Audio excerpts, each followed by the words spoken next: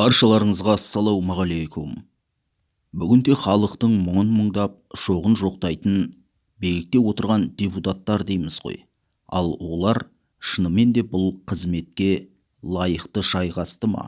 Әлде халықтың алдында жылы сөйлеп кейін орынтаққа жайғасқасын өзгеріп сала берді ме? Жалпы депутаттар бір шақырымнан артық отырмасын дейді Сәуле Әбілдаханқызы. Нұртай ағамыз алғаш депутат болатын жылдары 2003-2004 жылдар 7 деген қасиетті сан ғой. Биыл 7-ші рет сайлауға түсемін. Биыл өтпесем болды, онда расымен тоқтаймын деген әңгімені Ақжүніс бағдарламасының студиясында айтып еді. Сол жылдары ол кісіні әбден жарнамалап едік. 7 санының қасиеті көтерді ме, біздің жарнамамыздан көтеріліп кетті ме, әлде білім білігімен көтерілді ме? Әлде ақшасымен көтерілді ме? Бәлкім барлығы болған шығар. Әйтеуір сол жылы депутаттық сайлауға түсті де халық қалаулысы болып шыға келді. Алғашқы 2-3 шақырылымда тілеулес болдық.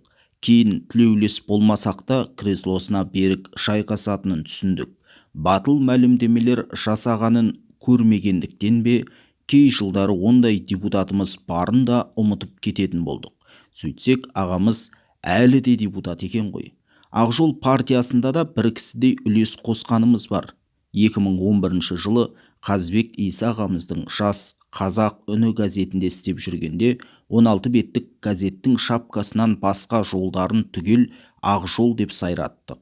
Біз жарнамалаған адамдардың бәрі жұлдыз, біз болсақ жүрміз. Не бір тұрақты жұмысқа жармай, не бір баспанаға жармай.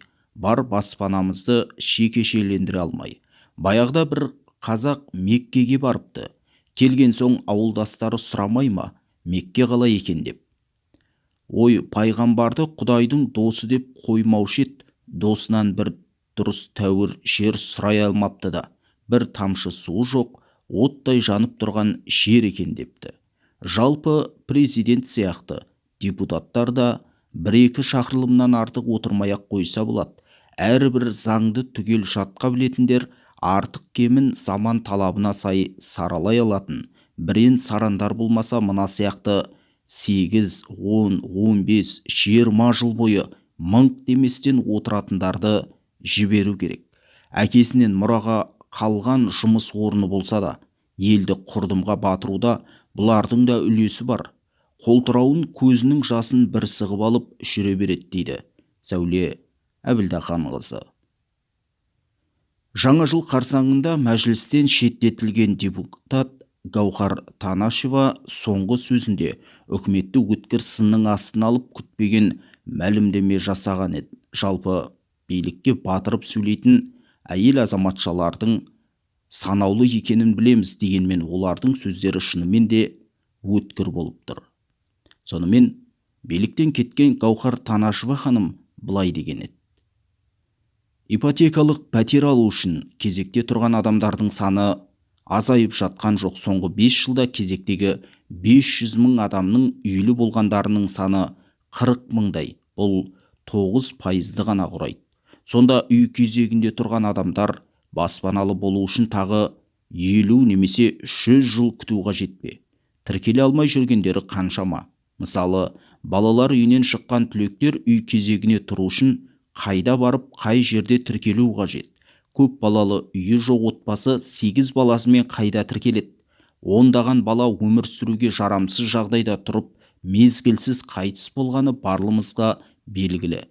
Еш кінәсіз сәбилер тілсіз жаудан көз жұмды. Егер ол балалар отбасылармен жағдайы жасалынған ипотекалық пәтерде тұрғанда, мүмкін олар тірі болар ма еді? Бейбіт заман кезінде осыншама бала 1 жылдың ішінде өртеніп жанып кеткен бізден басқа ел болса, көрсетіңіздерші, 20 бала. Бұл аз ба?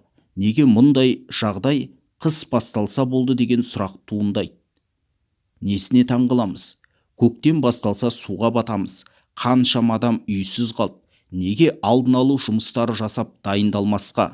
Неліктен? Халықтың көп бөлігінің өмірінің мәні әйтеуір бар болу болып табылады.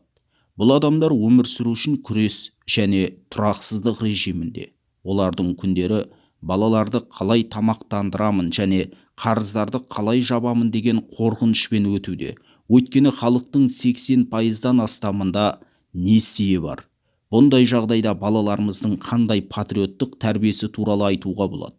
Қазақстан құрылысшылар қауымдастығының мәліметі бойынша 2023 жылы топ 12 құрылыс компанияларының эксплуатациясы енгізілген тұрғын үйлері 7,7% эконом класс, ал қалған 92,3% комфорт, бизнес және элит класстарға салынған.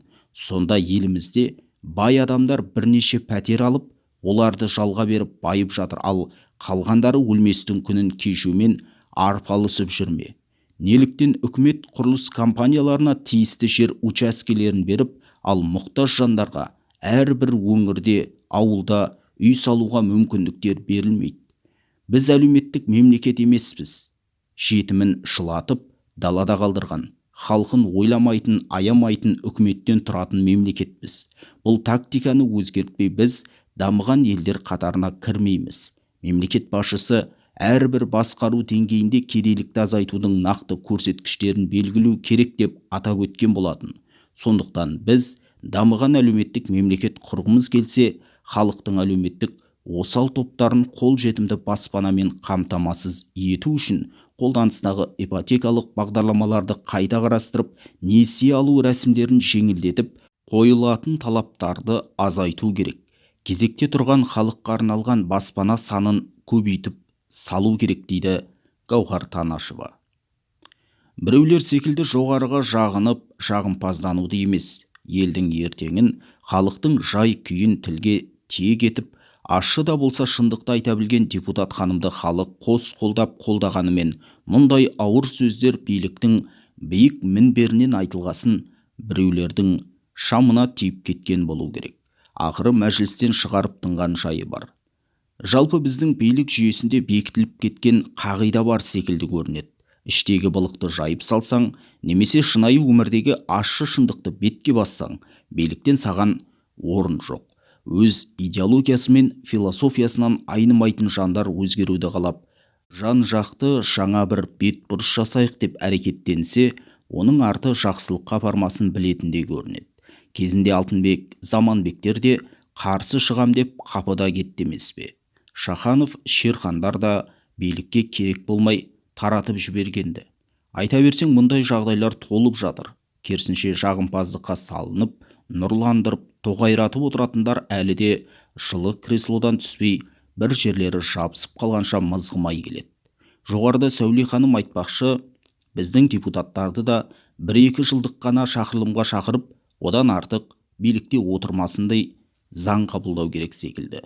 Тіпті президенттің өзі бір мерзімге сайланған елде мұны жасау түк те емес деген ойдамыз.